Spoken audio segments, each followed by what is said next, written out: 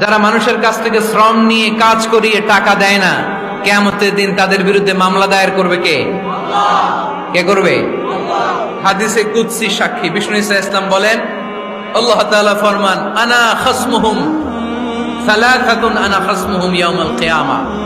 তিন শ্রেণীর ব্যক্তির বিরুদ্ধে আল্লাহ বলেন, আমি নিজেই কিয়ামতের দিন মামলা দায়ের করব। I will be against them in the day of judgment.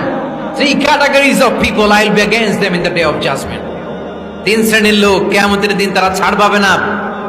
আল্লাহ বলেন, আমি নিজেই তাদের বিরুদ্ধে মামলা দায়ের করব। এর মধ্যে এক শ্রেণীর লোক হচ্ছে রাজুলুন ইস্তাআজারা জিরান ফাস্তাউফা মিনহু ওয়া লাম ইউতি আজরা। একজন শ্রমিক ভাড়া করে তার কাছ থেকে কাজ নিয়েছে, কিন্তু তার পারিশ্রমিক আদায় করে নাই। এরকম আছে না নাই? দাপট দেখায় ইউনিভার্সিটির ক্যান্টিন গুলোতে।